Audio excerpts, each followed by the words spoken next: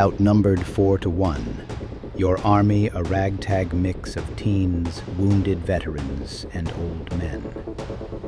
The enemy is already toasting victory in your vineyards. Most generals would surrender.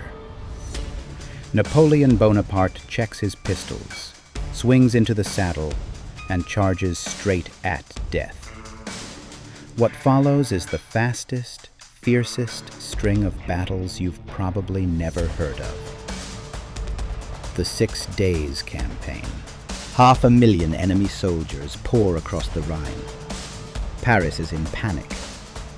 Napoleon's once invincible army? Gone. Buried in Russian snowfields. Bled dry at Leipzig.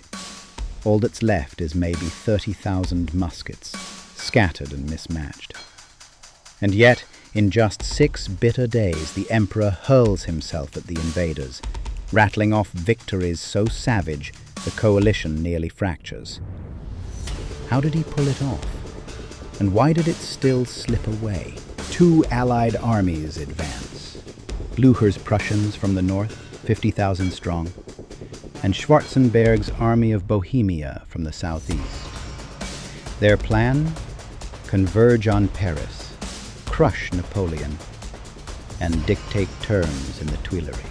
Blücher's flank guard, 5,000 Russians under Olsufiev, camps near Champaubert.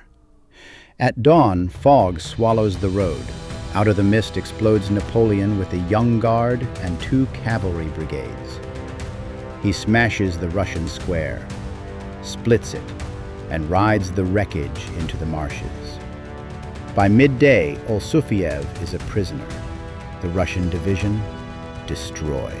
Allied generals Sacken and York race to join Blücher, threatening 40,000 men, double Napoleon's local force. The emperor wedges himself between the 2 columns, attacking both. Sacken's Russians are pinned by artillery.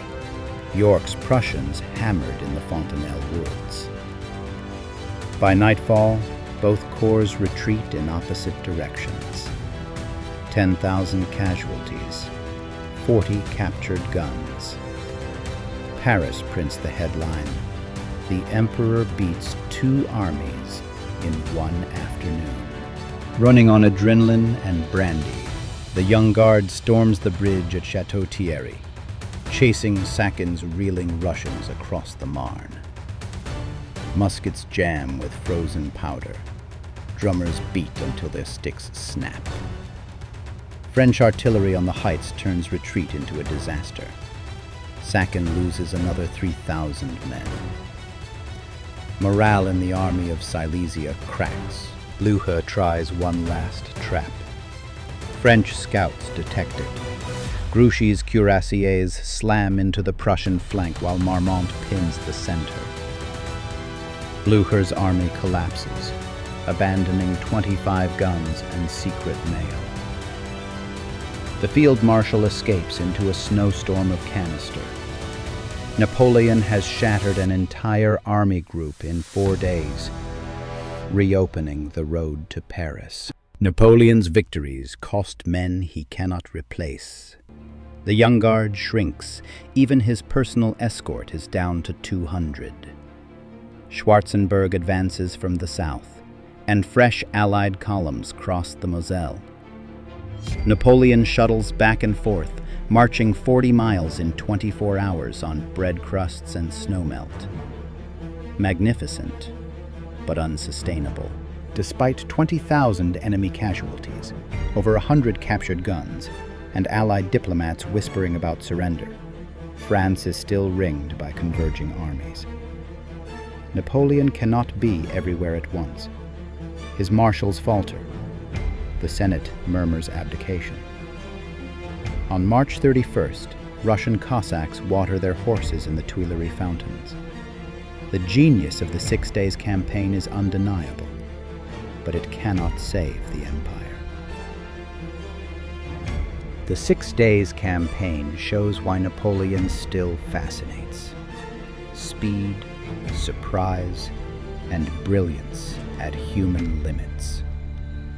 A lesser commander would have surrendered.